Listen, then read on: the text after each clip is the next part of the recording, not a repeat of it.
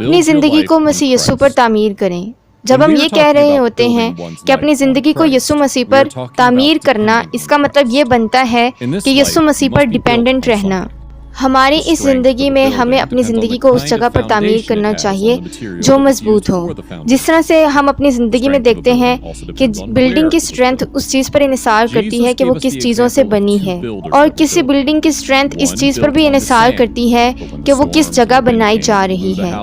کلام مقدس میں یسوع مسیح نے ہمیں ایسے دو اشخاص سے روبرو کروایا، جس میں سے ایک نے اپنا گھر ریت پر تعمیر کیا جس سے ہوائیں اور ٹکرائیں اور وہ گر گیا، جبکہ دوسرا گھر پہاڑ پر بنایا گیا جس سے ہوائیں ٹکرائیں اور وہ نہ گرا۔ اسی طرح ہماری زندگی بھی اس چیز پر انحصار کرتی ہے کہ ہم اسے کہاں تعمیر کر رہے ہیں۔ جس طرح سے آپ ریت پر گھر بنا کر اس چیز کی توقع نہیں کر سکتے کہ آپ کا گھر ہمیشہ آباد رہے گا، بالکل ویسے ہی گناہ بھری زندگی گزار کر آپ یہ توقع نہیں کر سکتے کہ آپ کا اختتام اچھا ہوگا۔ آج آپ کو اپنے آپ سے یہ سوال کرنے کی ضرورت ہے کہ آپ اپنی زندگی کو کہاں تعمیر کر رہے ہیں۔ کیا آپ اپنی زندگی کو پیسوں کے لیے تعمیر کر رہے ہیں؟ کیا پیسہ آپ کے لیے سیکیورٹی ہے یا آپ کا خدا ہے؟ آپ اپنی زندگی کو کس چیز پر تعمیر کر رہے ہیں، اور کون سی چیز آپ کی زندگی کو کنٹرول کر رہی ہے؟ آپ کو یہ دیکھنے کی ضرورت ہے کہ آپ کی زندگی کی بنیادیں کس چیز پر ہیں۔ وہ شخص جس نے پہاڑ پر اپنا گھر بنایا خوشگوار آدمی کہلایا، کیونکہ طوفان آئے اور اس کے گھر کو ٹکریں لگیں، لیکن وہ گھر سلامت رہا۔ اور جس پتھر پر اس کا گھر بنایا گیا تھا وہ یسوع مسیح ہے۔ وہ عقل مند تھا جس نے اپنی بنیادیں یسوع مسیح پر رکھی۔ وہ اس آدمی کی طرح نہیں تھا جس نے ایسی جگہ پر اپنا گھر بنایا جو ہمیشہ کے لیے قائم نہ رہے گا۔ اگر آپ یہ چاہتے ہیں کہ آپ کی زندگی بہتر ہو اور آپ ڈگمگائیں نہیں بلکہ کھڑے رہیں، تو اس کے لیے ضروری ہے کہ آپ اپنی زندگی کو یسوع مسیح پر تعمیر کریں۔ اگر آپ اپنی زندگی یسوع مسیح پر تعمیر نہیں کرتے تو آپ خدا کی عدالت کو دیکھیں گے، کیونکہ آپ ایسا کر کر یہ کہہ رہے ہیں کہ مجھے مسیح یسوع کی ضرورت نہیں ہے جس پر میں اپنی زندگی کو تعمیر کروں۔ اگر آپ اپنی زندگی کو یسوع مسیح پر تعمیر نہیں کرتے تو آپ اپنی زندگی یسوع مسیح کو نہیں دیتے، اور آپ اس طرح سے یسوع مسیح کو ریجیکٹ کرتے ہیں۔ تو سوال یہ ہے کہ ہم اپنی زندگی کو یسوع مسیح پر تعمیر کیسے کر سکتے ہیں؟ جواب بالکل سادہ ہے، آپ اس کے حکموں پر عمل کر کر ایسا کر سکتے ہیں۔ متی کی انجیل اس کے 22ویں باب اور اس کی 37ویں سے 40ویں آیت تک لکھا ہے، اس نے اس سے کہا کہ خداوند اپنے خدا سے اپنے سارے دل اور اپنی ساری جان اور اپنی ساری عقل سے محبت رکھ۔ بڑا اور پہلا حکم یہی ہے، اور دوسرا اس کی مانند یہ ہے کہ اپنے پڑوسی سے اپنے برابر محبت رکھ۔ انہی دو حکموں پر تمام توریت اور انبیاء کے صحیفوں کا مدار ہے۔ اس دنیا کے آخر میں یہ چیز معنی نہیں رکھے گی کہ آپ کس کس چرچ میں جاتے تھے، یا آپ نے کتنی عبادات اٹینڈ کی ہیں، یا آپ نے کس قدر پریچنگ دی ہے، بلکہ آخر میں یہ چیز معنی رکھے گی کہ آپ خدا سے کس قدر محبت رکھتے تھے، یا آپ نے لوگوں سے کس قدر محبت رکھی۔ ساری توریت اس چیز کی تعلیم دیتی ہے کہ ہم خدا سے محبت رکھیں، اور ہمارے دلوں میں کس قدر دوسروں کے لیے محبت ہونی چاہیے۔ موسیٰ کے دیے گئے 10 احکام میں سے پہلے 4 احکام خدا کی محبت کے بارے میں ہیں، جبکہ اگلے 6 احکام انسانوں کی محبت کے بارے میں ہیں۔ تو آج آپ کو اپنے آپ سے یہ سوال کرنے کی ضرورت ہے کہ کیا میں واقعی خدا سے محبت رکھتا ہوں یا رکھتی ہوں؟ کیا آپ واقعی خدا سے محبت رکھتے ہیں، یا پھر آپ صرف یہ دعویٰ کرتے ہیں کہ آپ کو خدا سے محبت ہے؟ تو ہمیں اس بات کا کیسے پتہ چلے گا کہ ہم خدا سے محبت رکھتے ہیں یا نہیں؟ یوحنا 14:15 میں لکھا ہے، اگر تم مجھ سے محبت رکھتے ہو تو میرے حکموں پر عمل کرو گے۔ خدا کے حکم کی نافرمانی بہت سے ایمان لانے والوں کا طرز عمل رہا ہے۔ ہم میں سے بہت سے لوگ شاید اس بات کو نہیں جانتے کہ جب ہم خداوند کے حکم کی فرما برداری کرتے ہیں تو ہم اپنے آپ کے ساتھ ہی اچھا کر رہے ہوتے ہیں۔ بہت سے مسیحی اس چیز کو مشکل سمجھتے ہیں کہ وہ خداوند کے حکموں پر عمل کریں، لیکن جب آپ فرما برداری اور نافرمانی کو ایک ساتھ لاتے ہیں تو آپ اس بات کو جان لیتے ہیں کہ نافرمانی کی وجہ سے آپ کے اوپر ایسا قرض ہوتا ہے جس کو آپ ادا نہیں کر سکتے۔ ہم خدا کی فرما برداری کر کر اس پر کوئی احسان نہیں کر رہے ہوتے، اور نہ ہی ہم اس کی نافرمانی کر کر اس سے کوئی نقصان پہنچا رہے ہوتے ہیں، بلکہ جب ہم اس کے حکموں پر عمل کرتے ہیں تو ہم اپنی زندگی میں برکات کو لاتے ہیں، اور جب ہم اس کی نافرمانی کرتے ہیں تو ہماری زندگی میں مصیبتیں آتی ہیں۔ چاہے ہم خدا کی نافرمانی کریں یا ہم اس کی فرما برداری کریں، اس چیز سے خدا کو کوئی فرق نہیں پڑتا، کیونکہ خدا اس پورے جہان کا بنانے والا ہے اور اس کے حکم کی فرما برداری سے ہمیں اپنی زندگیوں میں فائدہ حاصل ہوتا ہے۔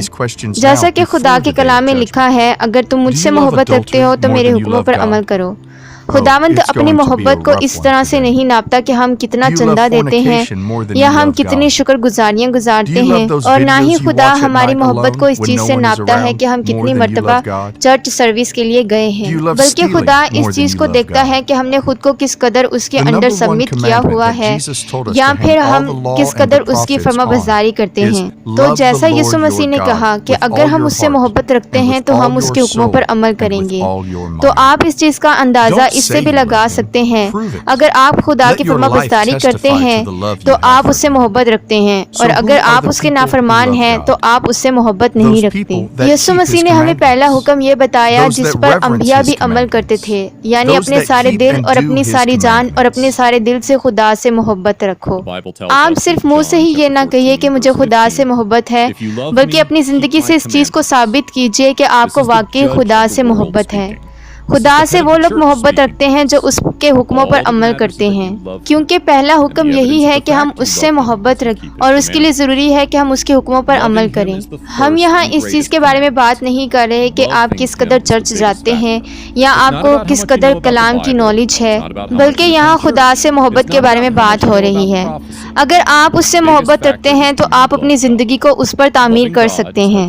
خداوند سے اپنے سارے دل، اپنی ساری جان اور اپنی ساری عقل سے محبت رکھنے کا مطلب یہ ہے کہ وہ آپ کی سوچ ہے اور وہی آپ کی ہارٹ بیٹ ہے، اور سب سے پہلا ریلیشن شپ آپ کا خدا کے ساتھ ہے، باقی سارے ریلیشن شپ بعد میں آتے ہیں۔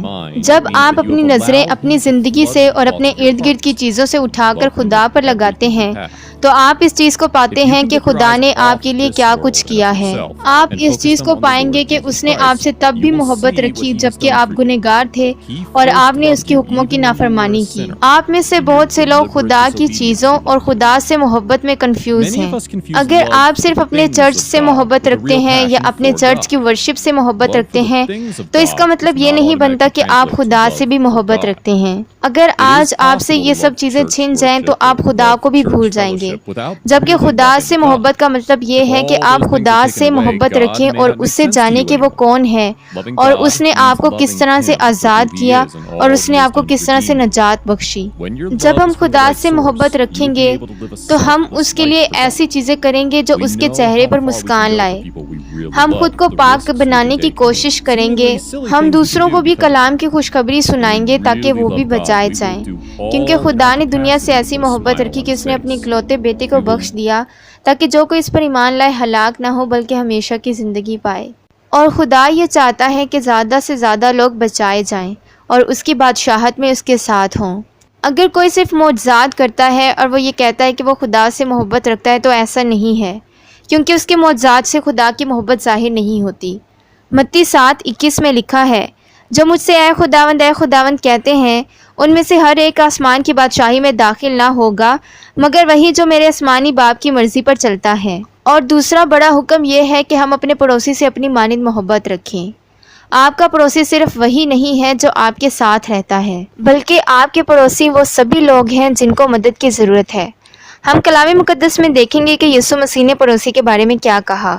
لوکا کی انجیل اس کا 10واں باب اور اس کی 29ویں آیت میں لکھا ہے، مگر اس نے اپنے 3 راستہ باز ٹھہرانے کی غرض سے یسوع سے پوچھا، پھر میرا پڑوسی کون ہے؟ یسوع نے جواب میں کہا کہ ایک آدمی یروشلم سے یریحو کی طرف جا رہا تھا کہ ڈاکوؤں میں گھر گیا۔